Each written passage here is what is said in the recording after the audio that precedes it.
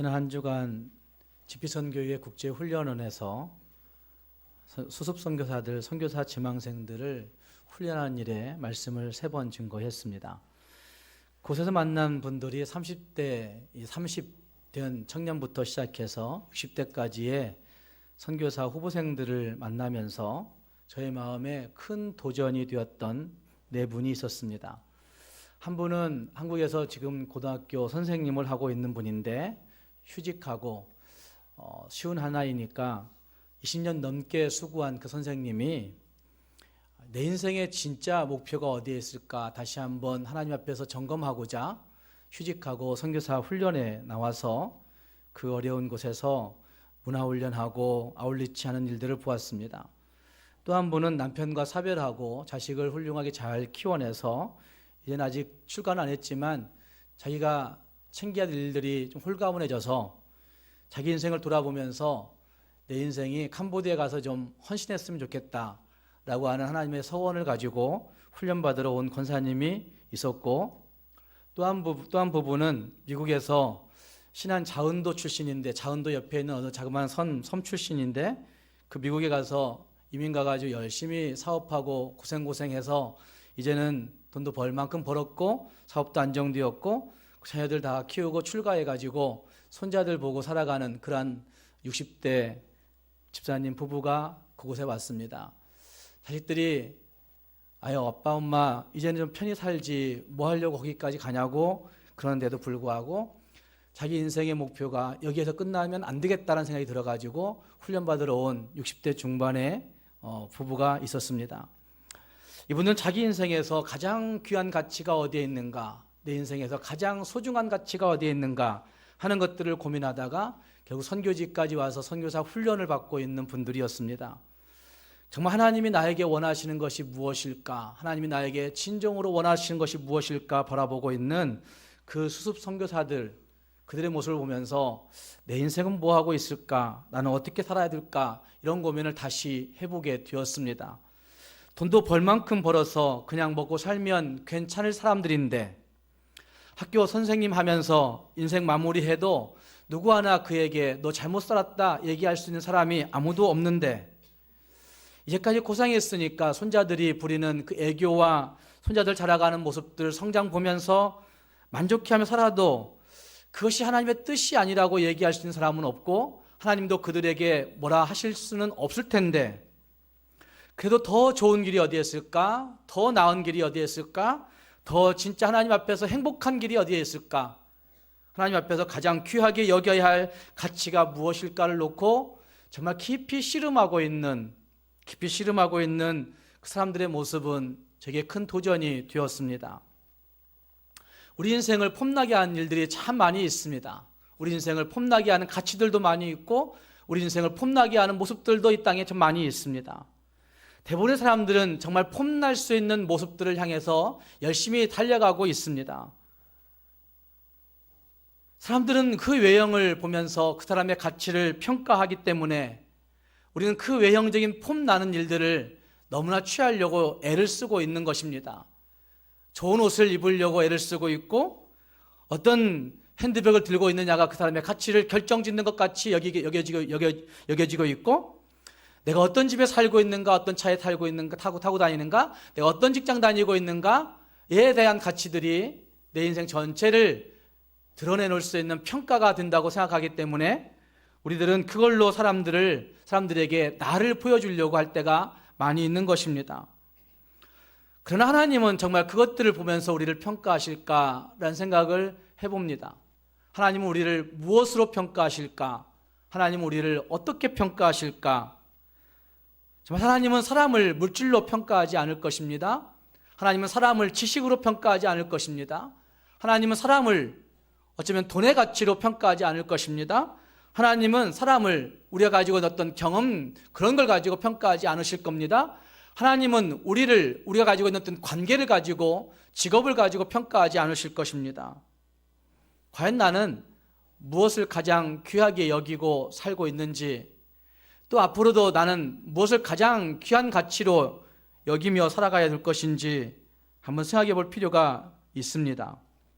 함께 읽은 말씀 가운데 등장하고 있는 욥은 인생적으로 볼 때, 인간적으로 볼 때 폼날 수 있는 처지가 절대 되지 못합니다. 폼날 수 있는 조건이 하나도 없다는 말입니다. 그에게 남아있는 재산이 있습니까?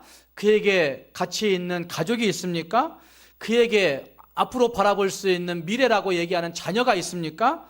그에게 건강이 있습니까? 그에게 자기 마음을 알아줄 수 있는 아내가 있습니까? 그 아무것도 없습니다. 이런 보잘것없는 그가 가장 귀하게 여기고 있는 가치가 무엇인가를 오늘 말씀에서 저는 고백하고 있다고 생각합니다. 이 말씀을 통해서 오늘 우리가 가장 귀하게 여기고 살아가야 할 가치가 무엇인지, 오늘 우리가 가장 소중하게 여기고 있어야 되는 그 내면의 가치가 무엇인지 함께 생각해 보시면서 우리 모두가 하나님이 귀하게 여기시는 것들을 보고 하나님이 귀하게 여기시는 것들을 향하여서 힘있게 그 능력으로 달려갈 수 있는 우리 모두가 될 수 있기를 주님의 이름으로 축복합니다. 먼저 우리는 연단이 우리에게 가장 귀한 가치란 사실을 볼 수 있어야 됩니다. 좀 말이 맞지 않는 것이지만 10절 말씀에 그는 이렇게 얘기합니다. 그러나 내가 가는 길을 오직 그가 아시나니 그가 나를 단련하신 후에는 내가 순금같이 나오리라 라고 말씀하고 있습니다. 그러나 내가 가는 길을 그가 아시나니, 옛날 번역에는 오직 그가 아시나니 그렇게 했어요. 오직 그가 아시나니 그가 나를 단련하신 후에는 내가 순금같이 정금같이 되어나오리라 라고 말씀하고 있습니다. 다시 말해서 지금 내가 겪고 있는 어려움이 있지만 그러나 하나님 앞에서 나는 이것이 가장 소중하다고 여긴다 라고 얘기하고 있는 거죠. 연단이, 훈련이, 어쩌면 내가 받고 있는 이 고난이 나를 순금되게 할 거야. 내가 받고 있는 이 핍박이, 이 어려움이 나를 정금으로 만들 거야. 이렇게 얘기하고 있는 욥의 고백이 여기에 등장하고 있습니다.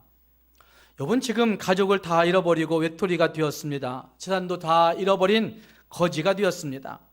건강을 다 잃어버려서 세상에서는 이제는 더 이상 가장 불행한 사람이라고 일컬을 수밖에 없는 그런 존재가 되어버렸습니다. 그리고 그가 고백하는 말입니다. 오직 그가 내 가는 길을 아시는데 나를 단련하신 후에는 내가 순금같이 되어 나오리라. 이런 고백이 쉬운 고백이 아닐 것입니다. 특히 욥이 겪고 있는 마음의 고통들이 얼마나 큰가를 살펴보면 이 고백이 그냥 쉽게 나올 수 없는 고백이라고 할 수 있다는 말입니다. 함께 그 말씀 가운데 욥이 겪었던 마음의 그 힘든 과정들을 여러 가지로 소개하고 있습니다. 읽었던 말씀 앞구절들 보면 2절 말씀에서 그는 이렇게 이야기하고 있는 말씀이 등장합니다. 나에게 반항과 근심이 있다고 말합니다. 오늘도 내게 반항하는 마음과 근심이 있나니 라고 하는 말씀은 그가 지금 아마 아침에 그랬는지 아니면 저녁에 그랬는지 모르지만 자기 삶을 돌아보는 과정 속에, 자기 삶을 시작하는 과정 속에 분명히 오늘도 라고 그 지칭해서 오늘도 내게 반항하는 마음과 근심이 있다. 이 말은 얼마나 반항이 있겠어요. 하나님 도대체 왜 이렇게 나에게 고통 주시는지 도대체 이해할 수 없다고 얘기할 수밖에 없는 반항이, 불평과 원망이 그의 마음 가운데 가득 차 있다는 말입니다. 지난주에 보았듯이 원망할지라도 근심할지라도 라고 한 말씀 드렸는데 그의 마음이 그럴 수밖에 없는 형편에 처해 있다는 말입니다. 오늘도 내게 반항하는 마음과 근심이 있나니 그 이유가 뭐냐? 라고 물어본다면 그는 이렇게 말해요. 내가 받는 재앙이 탄식보다 무거움이라. 내가 받는 재앙이 탄식보다 무거움이라. 무겁기 때문이다. 이렇게 얘기하고 있는 거죠. 무슨 말이냐면 하나님 앞에 처절히 탄식합니다. 하나님 앞에 처절히 기도하면서 울부짖습니다. 그럼에도 불구하고 씻겨지지 아니하는 그 재앙의 무거움이 너무나 괴롭고 힘든 거예요. 그렇기 때문에 마음속에 아침에 일어나서도 새 마음이 나지 않는 거예요. 저녁에 생각하면서도 새 마음이 나지 않는 거예요. 하나님 앞에 한없이 원망스럽고 하나님 앞에 한없이 반항하고 싶고 하나님 앞에 한없이 근심하고 싶은 마음이 그게 드는 겁니다. 그 무거운 재앙이 그를 괴롭히고 있는 그런 모습을 2절 말씀에서 그가 소개하고 있는 거죠. 3절 말씀에서는 그가 이야기합니다. 내가 어찌하면 하나님을 발견하고 그의 처소에 나아가랴. 내가 어떻게 하면 하나님을 발견할 수 있겠습니까? 내가 어떻게 하면 하나님 만날 수 있겠습니까? 내가 어떻게 하면 하나님의 처소에 갈 수가 있겠습니까? 그렇게 원하고 원하는데 하나님 발견할 수 없다고 하는 고백을 3절에서 하고 있는 겁니다. 그리고 8절 말씀으로 9절 말씀으로 가면 그가 이런 고백을 하고 있습니다. 8절 말씀 9절 말씀을 함께 한번 읽어보겠습니다. 시작. 그런데 내가 앞으로 가도 그가 왼쪽에서 일하시나 내가 만날 수 없고 그가 오른쪽으로 돌이키시나 배울 수 없구나. 무슨 말이에요 이게?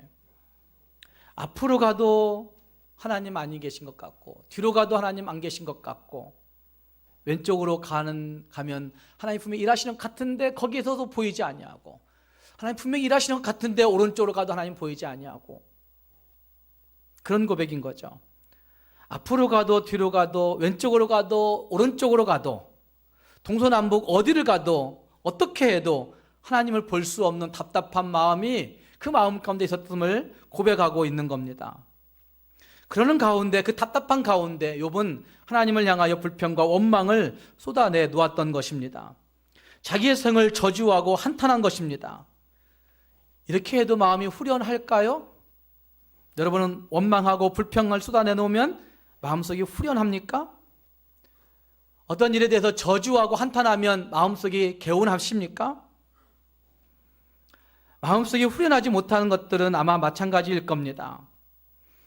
그런 가운데서 욥이 고백하는 말, 읽었던 말씀 10절 말씀에 그러나라고 얘기하는 거죠. 그러나 내가 하나님 앞에 한없이 원망하고 불평하고 하나님 보이지 않는다고 그렇게 외치지만 그러나 내가 가는 그 길을 오직 그가 아시나니 그가 나를 단련하신 후에는 내가 순금같이 뛰어나오리라. 이렇게 10절을 고백하고 있는 겁니다. 내가 가는 그 길을 그분이 아시는데 내가 이 고통의 긴 터널 지나고 나면, 내가 이 원망의 긴 터널 지나고 나면, 내가 이 근심의 긴 터널 지나고 나면 내가 정말 순금같이 될 날이 올 거야. 이런 확신을 하나님 앞에서 가지고 있는 거죠. 하나님을 향하여 불평할 수도 있습니다. 하나님을 향하여 원망할 수도 있습니다. 하나님 앞에서 근심하고 걱정할 수 있습니다. 그러나 파괴적인 극단의 길로 가서는 안 된다는 사실을 성경이 우리에게 말해주고 있는 것이죠. 모든 것을 다 잃어도, 모든 것을 다 없어진다 할지라도 그럼에도 불구하고 하나님이 내 인생 붙드시고 있다는 사실들을 잊지 않아야 된다는 사실을 말씀하고 있는 거죠. 모든 것이 다 손실되어져 버린다 할지라도 하나님은 여전히 나를 붙들고 계시기 때문에 하나님이 책임지신다는 확신을 가지고 살아야 된다는 사실을 말씀해 주고 있는 것입니다. 이렇게 볼 때 우리에게 하나님 그분은 최고의 재산이고 하나님 그분은 최고의 가치이고 하나님 그분은 비교할 수 없는 축복의 원천이라는 사실을 성경이 우리에게 말해주고 있는 것입니다. 욥은 자신에게 하나님께서 까닭없는 재앙들을 주셨던 것은 자기를 순금처럼 만들려고 하시는 하나님의 의도라고 하는 사실을 보고 있는 것입니다. 이것을 가장 소중하게 여기고 있고 이것을 가장 귀중하게 여기면서 그러나 라고 고백하고 있는 것입니다. 동남아의 많은 나라들이 그들이 가지고 있는 유전이나 다시 말해 기름이 나오는 그것이나 또 좋은 보석들 때문에 생계를 유지한다고 합니다.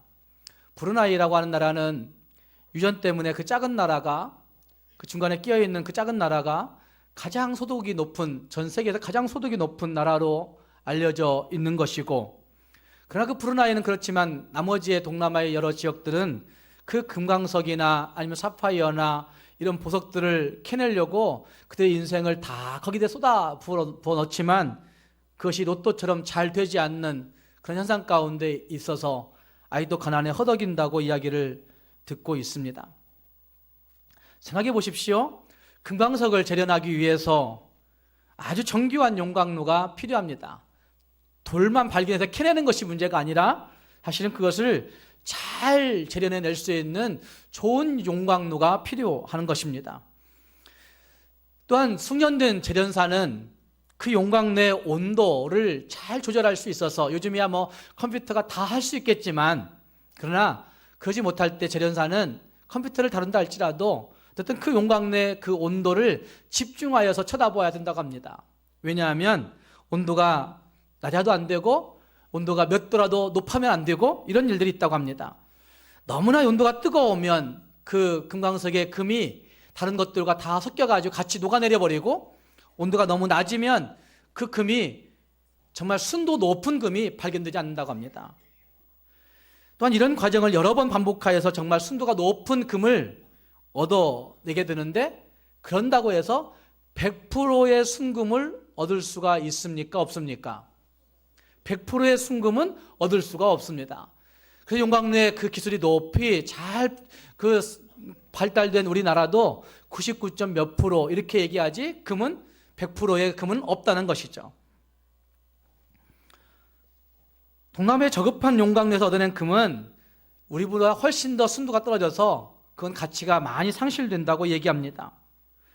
그런데 지금은 욥은 누구의 용광로에 들어가 있는 것이에요? 하나님의 정교한 용광로에 들어가 있는 것입니다. 하나님의 정교한 용광로에 들어가서 그가 단련되고 있기 때문에, 연단되고 있기 때문에 그 용광로를 거쳐가고 난 다음에 그는 어떤 사람이 되어지는 것이죠? 순도 100%의 인격과 순도 100%의 성품과 순도 100%의 신앙과 순도 100%의 하나님의 사람이 되어질 수 있는 과정 가운데 들어가 있다고 그가 고백하고 있는 것입니다. 용광로에 들어간 금광석이 너무 뜨겁다고, 이거 지금 뭐냐고, 뭐 하는 거냐고, 정교하지 못하다고, 난 이런 온도 싫다고 이러면서 만약에 용광로를 뛰쳐나왔다고 생각해 보십시오. 나 이런 것 하지 않아도 된다고 얘기하면서 나와버렸다고 생각해 보십시오. 그러면 그 금광석은 순금이 될 수 있는 기회를 스스로 버려버리게 된 것입니다. 사랑하는 여러분, 순금으로서 누릴 수 있는 존귀와 영광이 너무나 크고 높은 가치임에도 불구하고 그는 그 기회를 스스로 발로 찼기 때문에 그에게는 그 순금으로서의 영광과 존귀가 있지 않다는 말입니다. 사랑하는 여러분, 고난은 우리에게 너무나 힘들고 어렵습니다. 고난을 좋아할 사람은 이 땅에 아무도 없다는 말입니다. 연단을 좋아할 사람 아무도 없습니다. 훈련을 좋아할 사람 아무도 없습니다. 단련받는 것을 기뻐하면서 받을 사람이 아무도 없다는 말입니다. 그러나 욥은 그 고난조차도, 그 연단조차도 섭리하시는 하나님이 살아계심을 보면서 하나님의 살아계심 앞에, 하나님 그분이 내 갈 길을 알고 계시다, 그분이 나를 단련하신 후에는 내가 순금같이 나올 수 있다고 그렇게 고백하면서 나가고 있는 것입니다. 사랑하는 성도 여러분, 고난이 너무나 힘들고 괴롭지만 그러나 주의 손에 붙잡혀서 끝까지 참고 견디면 진짜 우리에게 유익이 있다고 한 사실들을 확신하면서 연단도 나에게 가장 귀한 가치라고 고백하고 확신할 수 있는 우리 모두가 될 수 있기를 바랍니다. 뿐만 아니라 고난 속에 그냥 참는 것은 아닙니다. 주의 약속을 바라보면서 주의 손에 붙들려 참아가는 것입니다. 함께 읽은 말씀 가운데도 그것들을 잘 나타내 주고 있습니다. 그가 이런 말하고 있습니다. 내 발이 그의 걸음을 바로 따랐으며 내가 그의 길을 지켜 치우치지 아니하였고 내가 그의 입술의 명령을 어기지 아니하고 정한 음식보다 그의 입술의 말씀을 귀히 여겼도다 라고 말하고 있습니다. 그냥 참는 것이 아니라 주의 약속을 바라보면서 주의 손에 붙들려 참는 것입니다. 시편 105편 말씀 16절 말씀부터 22절 말씀에 보면 우리가 잘 알고 있는 요셉이라고 하는 사람의 생애를 짧게 요약하여서 말씀하고 있는 것을 볼 수 있습니다. 그 말씀 가운데 16절은 이렇게 말하고 있습니다. 그가 또 그 땅에 기근이 들게 하사 그들이 의지하고 있는 양식을 다 끊으셨다고 말씀하고 있습니다. 무슨 말입니까? 요셉의 생애를 요약하면서 하는 말, 그들이 의지하고 있는 그 모든 것들을 다 끊어버렸다고 말씀하고 있습니다. 요셉이 의지하고 있는 것이 무엇이었겠습니까? 요셉이 의지하고 있는 일들, 아빠에게 사랑받는, 엄마에게 사랑받는 그것이 그가 의지하는 것일 수도 있습니다. 그리고 그가 16, 19절 말씀에서 이런 말씀합니다. 곧 여호와의 말씀이 응할 때까지 그의 말씀이 그를 단련하였도다. 여호와의 말씀이 이루어질 때까지 그의 말씀이 그를 단련하였도다. 이렇게 말씀하고 있습니다. 요셉의 생애를 한번 생각해 보십시오. 야곱의 아들 요셉은 정말 늦게 태어나서 엄마 아빠의 사랑을 독차지하면서 옷도 형들과는 다른 옷을 입고 살아갔습니다. 그래서 형들에게 미움받게 됩니다. 그리고 형들에게 미움받아서 결국 17살 나이에 옷이 다 벗겨진 채, 옷을 벗겠다는 얘기는 엄마 아빠의 사랑받던 그 것들을 형들이 식이 나가지고 벗겨버린 거예요. 그러니까 너만 왜 사랑받아? 이렇게 얘기한 거죠. 벗겨버린 거예요. 옷이 벗기운 채, 그리고 살려달라고 애원복걸 다 했지만 그러나 형들의 손에 의해서 이방인에게 팔려가는 신세가 되고 말았습니다. 하지만 그 17살 그 사춘기 시절에 그 소년의 마음 가운데 있었을 애통함과 억울함과 그 상처들을 상상해 보면 아마 그 소년에게는 씻을 수 없는, 지울 수 없는 깊은 상처가 새겨졌을 것입니다. 그리고 그는 보디발의 집에 들어가게 되었고 보디발의 집에서 종살이하게 되었습니다.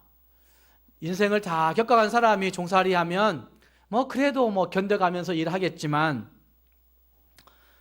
그러나 17살 이 청소년이 종살이하면서 겪었을 많은 어려움들, 정말 도저히 희망이 없고 빠져나올 구석이 없으니까 이제 삶을 포기한 채 겪고 있는 그 노예살이 정말 열심히 했던 것 같습니다. 그래서 그는 보디발 장군에게 인정받게 되었고 어느 시점 지난 다음에 그는 보디발 전체 집을 책임맡는 사람이 되어졌습니다. 그런데 어느 날 갑자기 보디발 장군의 아내의 모함으로 말미암아 감옥에 갇히게 됩니다. 여러분, 요셉이 더 내려갈 곳이 있겠습니까? 가족 친지를 떠나게 된 것도 억울하고 힘들고 고통스러운데 거기에서 종으로 열심히 살았는데 거기에서 또다시 모함받아가지고 감옥에 갇히게 되었을 때 욥의 형편 가운데 더 내려갈 곳이 어디 있겠습니까? 불행해지고 또 불행해진다고 해도 아마 요셉처럼 불행해질 수 있는 그 불행이 또 더 있겠습니까? 그런 요셉이 후에 나중에 애굽 왕 바로의 부름을 받게 되고 그리고 그 왕에 의해서 애굽의 국무총리로 세워지게 됩니다. 여러분 생각해 보십시오. 애굽의 총리로, 국무총리로 세워지게 되는 당시의 애굽은 그쪽 고대 근동 전체를 다스리는 거대 왕국이었습니다. 그런데 그 왕국에서 그가 국무총리가 되는 시간이 13년이 걸렸습니다. 13년. 생각해 보십시오. 사람이 열심히 노력한다 해도 13년 만에 그 지역 전체를 다스리는 국무총리가 될 수 있겠습니까?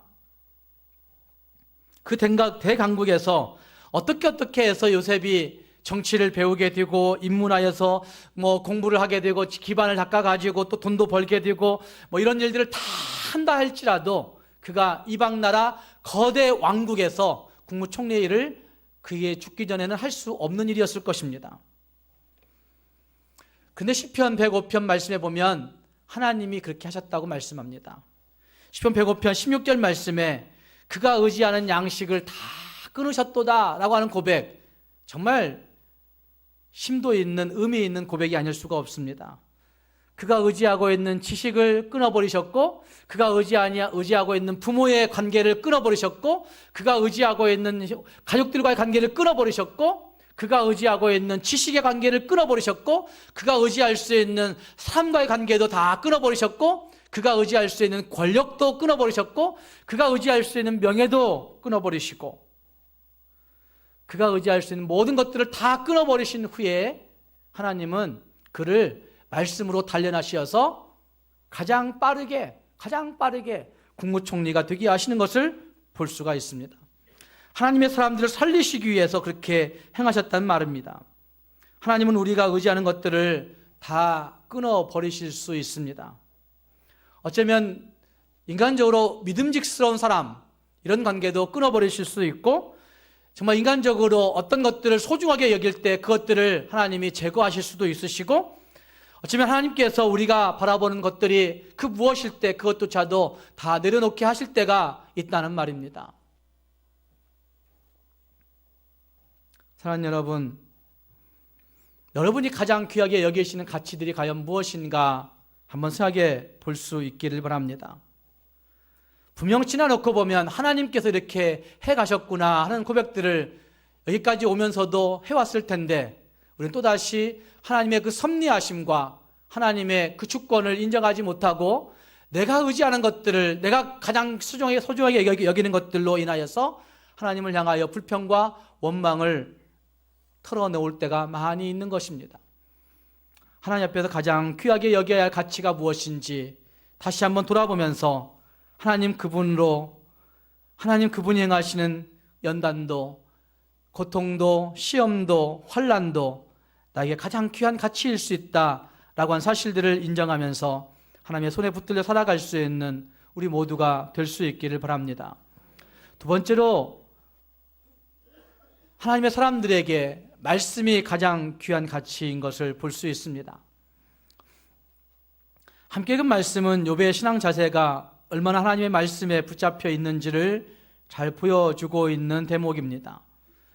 그는 말씀에 철저히 순종하였고 말씀에 대한 사모함이 얼마나 컸는지 오늘 읽었던 말씀에 보면 정한 음식보다, 일정한 음식보다, 아침, 점심, 저녁 먹는 그 음식보다, 생명보다 하나님의 입에 말씀을 더 귀히 여겼다고 말하고 있습니다. 하나님의 말씀이 우리에게 얼마나 소중한지 모릅니다. 하나님의 말씀을 사모하는 마음이 욥에게는 굉장히 특출한 마음이 있었던 것을 볼 수 있습니다. 하나님의 말씀 그대로를 읽고 듣고 아마 믿고 묵상하고 순종했습니다. 이렇게 따라 살기가 참 힘듭니다. 시간이 지나가면 이것들이 약화되기도 합니다. 선교사 후보생들에게 말씀을 증거하고 가끔 선교사들에게 말씀을 전하러 나가고 있는데 그때마다 그들이 피드백해오는 그 고백들, 훗날에 와가지고 카톡으로 혹은 뭐 엽서로 그들이 보내주는 그 말들은 목사님의 말씀이 자기들의 인생의 정체성을 다시 찾는데 소중한 도구가 되었다고 그렇게 얘기합니다. 이번에도 고난주간 순환 그 사순절에 관한 말씀을 좀 증거해 달라고 했었는데 그러지 아니하고 제가 정체성에 관한 말씀을 증거했습니다. 근데 그들이 그런 얘기합니다. 선교사로서 마땅히 이미 가지고 있는 줄 알았는데, 선교사로 나올 정도였으니까 그래도 믿음이 하나님께 붙들려 있는 줄 알았는데, 말씀 같이 묵상하면서 그렇지 못한 내 모습을 보게 되어서 감사하다고 그런 고백들을 들었습니다. 어쩌면 우리의 본성은 하나님의 말씀을 믿고 듣고 묵상하고 따르는 일에 익숙하지 않습니다. 오히려 우리의 본성은 그것을 거스르는데 훨씬 더 익숙합니다. 저때는 우리의 본성이 하나님의 뜻을 따라 순종하는 것을 더 좋아하겠습니까? 아니면 거역하는 것을 더 좋아하겠습니까? 우리의 본성은 하나님의 말씀의 요구를 따르지 아니하는 일에 훨씬 더 익숙하고 그것들을 더 좋아하는 것입니다. 따라서 여기 욥이 고백하고 있는 말씀을 귀히 여겼다라고 하는 말, 말씀을 귀히 여겼다라고 하는 말, 지켜서 치우치지 않았다라고 하는 말, 참 어려운 말이라고 할 수가 있습니다. 지켜서 치우치지 않았다, 말씀을 귀히 여겼다라고 하는 그 말은 결국 내 죄악된 본성을 거절하는 겁니다. 우리 마음 가운데 불일듯 일어나고 있는 내 마음의 요구를 차단하는 겁니다. 내 생각의 요구를 차단하는 겁니다. 내 감정의 요구를 절제하는 겁니다. 함께 말씀을 나누면서 그런 얘기 한 거 있습니다. 성령의 사람이라고 한다면 내 삶을 내 감정이 요구한 대로 맡겨두지 않아야 된다고 그렇게 얘기했습니다. 그래서 선교사라고 해도 목사라고 해도 정말 우리는 감정이 요구한 대로 말하고 감정이 요구한 대로 행동하고 감정이 요구한 대로 생각하고 감정이 요구한 대로 살아갑니다. 그래서 한동안 정말 감정이 막 부릴 때 일어나면 나 성령을 위해 살겠다고 나옵니다. 그러나 그곳에 고난이 있고 어려움이 있으면 하나님을 원망합니다. 감정의 요구를 따라 살지 말고 하나님의 말씀의 요구를 따라 살아야 된다고 얘기했습니다. 어쩌면 죄악된 본성을 거절하는 겁니다. 죄성을 거부하는 겁니다. 그래서 하나님의 말씀에 내 생각을 일치시키는 거예요. 하나님의 말씀에 내 마음을 포맷시키는 거예요. 하나님의 그 말씀에 내 가지고 있는 모든 가치를 다시 한번 다 셋업시키는 거예요. 하나님의 말씀을 가지고 내 감정을, 내 행동을, 내 말을 일치시키는 것입니다. 바로 이것이 말씀을 귀히 여겼다라고 얘기하는 것입니다. 음식을 따라 살아가는 인생이 아니라, 하나님의 감정에 따라 살아가는 인생이 아니라 하나님의 말씀을 따라 살아가는 인생이 되어 있는 것, 그것을 지금 욥이 고백하고 있는 것입니다. 하나님의 말씀이 요구하는 삶은 하나님의 영광을 위해 살아가는 것인데, 세상은 우리에게 내 욕망을 따라 살아가라고 수없이 얘기합니다. 내 유익이 최우선 가치가 있다고 말합니다. 사랑하는 여러분, 우리는 정말 무엇을 따라 살고 있는지 한번 생각해 볼 수 있기를 바랍니다. 덮어놓고 믿는 시대는 이미 지나갔습니다. 하나님의 말씀이 무엇라 말씀하는지 듣고, 그 말씀이 무엇을 요구하고 있는지 다시 보고, 그 말씀이 내 삶에서 무엇을 깨닫게 하시는지 다시 한번 느끼면서 그 말씀을 귀히 여기는 삶을 살아가는 것, 말씀의 가치가 가장 귀하다고 하는 사실을 느끼고 살아가는 것, 이것이 우리에게 가장 귀한 삶이라는 사실입니다.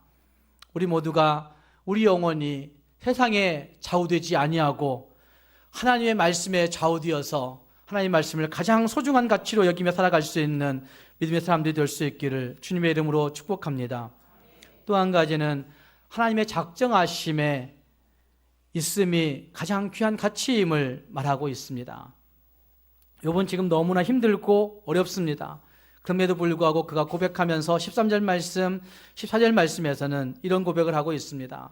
13절에서 그는 뜻이 일정하시니, 누가 뜻이 일정하실까요? 하나님이 뜻이 일정하시니, 그런 말씀이죠. 하나님이 뜻이 일정하시니 누가 능히 돌이키랴. 하나님의 마음에 하고자 하시는 것이면 그것을 행하시나니, 그런즉 내게 작정하신 것을 누가 작정하신 것일까요? 하나님이 작정하신 것을 뭐 하신다고요? 이루실 것이라. 이런 일이 하나님에게 많이 있느니라. 지금 하나님의 일들 가운데 그 작정하심 가운데 있다고 한 사실을 13절, 14절에서 그가 잘 소개하고 있습니다. 이 말은 욥이 자기에게 일하고 있는 많은 일들이 누구의 작정하심 가운데 있다는 얘기일까요? 하나님의 작정하심 가운데 있다고 말하고 있는 겁니다. 내가 힘들고 어렵고 고통스럽고 다 없어지는 환경이 있지만, 그러나 하나님의 작정하심이 오늘의 나를 있게 했다고 고백하는 거죠. 하나님의 작정하심이 어쩌면 나에게 있기 때문에 앞으로 미래도 하나님의 손에 있다고 고백하는 고백이라 할 수가 있습니다. 그렇기 때문에 하나님의 사람에게는 그 욥과 같은 조급함이 있을 수 있지만, 그러나 하나님 때문에 그 조급함으로 일관하지 아니하고 하나님으로 그 작정하심이 있다 얘기할 수 있는 여유가 우리에게 생겨야 되는 것입니다. 사랑하는 성도 여러분, 우리 인생들에게는 너무나 많은 부족한 일들이 많고 순간순간 선택해야 할 가치들이 참 많이 있습니다. 그러나 많은 그 가치들 중에서 우리가 꼭 기억해야 할 것 한 가지는, 내가 하나님의 작정하심 가운데 있구나, 하나님의 손 안에 붙들려 있구나 하는 사실들을 분명히 기억하셔야만 합니다. 오직 그가 내가 가는 길을 아시나니, 그가 나를 단련하신 후에는 내가 순금같이 나오게 된다고 하는 그 고백이나, 그분께서 내게 작정하신 그 일을 분명히 이루신다고 말씀하신 그 말씀을 신뢰하면서 그 작정하심 가운데 갑절의 축복도 있다고 한 사실을 믿고 의지하는 가운데 하나님을 가장 귀한 가치로 여기며 살아갈 수 있는 우리 모두가 될 수 있기를 주님의 이름으로 축복합니다. 기도하겠습니다.